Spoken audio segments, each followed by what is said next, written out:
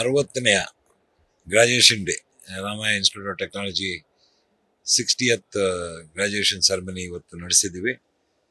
ಇವತ್ತು ನಮಗೆಲ್ಲ ಭಾಳ ಸಂತೋಷ ಏನಂದರೆ ನಮ್ಮ ರಾಜ್ಯಕ್ಕೆ, ದೇಶಕ್ಕೆ ಉತ್ತಮವಾದ ತಾಂತ್ರಿಕ ಸಾಮರ್ಥ್ಯವುಳ್ಳ ಗ್ರಾಜ್ಯುಯೇಟ್ಸ್ನ ಮತ್ತು ಪೋಸ್ಟ್ ಗ್ರಾಜ್ಯುಯೇಟ್ಸ್ನ ನಾವು ಈ ಕಾಲೇಜಿನಿಂದ ಇವತ್ತು ಸುಮಾರು 1600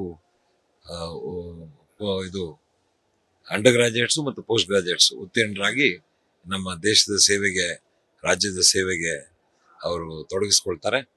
ಮುಂದಿನ ದಿನಗಳಲ್ಲಿ ಇದೇ ರೀತಿಯಾದ ಒಂದು ಕೆಲಸವನ್ನು ನಮ್ಮ ದಿವಂಗತ ತಂದೆಯವರಾದ ಡಾಕ್ಟರ್ MS ರಾಮಯ್ಯನವರು, ನಮ್ಮ ಮಾಜಿ ಅಧ್ಯಕ್ಷರಾಗಿದ್ದ ಡಾಕ್ಟರ್ ಜಯರಾಮ್ ಅವರು ಮತ್ತು ಎಲ್ಲ ಟ್ರಸ್ಟೀಸು ನಾವು ಇದೇ ಒಂದು ದಾರಿಯಲ್ಲಿ ಈ ರಾಜ್ಯದಲ್ಲಿ ಉತ್ತಮವಾದ ಗುಣಮಟ್ಟದ ತಾಂತ್ರಿಕ ಮತ್ತು ಆರೋಗ್ಯದ ಒಂದು ಸಲಹೆಯನ್ನು, ವಿದ್ಯಾಭ್ಯಾಸವನ್ನು ಮಕ್ಕಳಿಗೆ ನೀಡುವ ಸೇವೆಯನ್ನು ಮಾಡ್ಕೊಂಡು ಹೋಗೋದಕ್ಕೆ ನಿರಂತರವಾಗಿ ನಾವು ಶ್ರಮ ವಹಿಸಿ ಕೆಲಸ ಮಾಡ್ತೀವಿ ಅಂತ ನಾನು ಈ ರಾಜ್ಯದ ಜನರ ಮುಂದೆ ಈ 2 ಮಾತುಗಳನ್ನು ಹೇಳ್ತೇನೆ.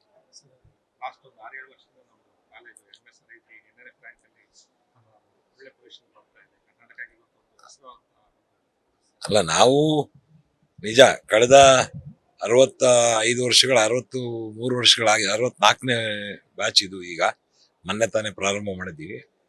ಕಳೆದ 7 ವರ್ಷಗಳಲ್ಲಿ ಈ ನ್ಯಾಷನಲ್ ಇನ್ಸ್ಟಿಟ್ಯೂಷನಲ್ ಫ್ರೇಮ್ವರ್ಕ್ ಅಂತ ಒಂದು ಕೇಂದ್ರ ಸರ್ಕಾರ ಒಂದು ನಿರ್ದಿಷ್ಟವಾದ ಮಾನದಂಡದ ಮೇಲೆ ರ್ಯಾಂಕ್ಗಳು ಮಾಡ್ತಾರೆ ಹಲವಾರು ವಿದ್ಯಾಸಂಸ್ಥೆಗಳಲ್ಲಿ.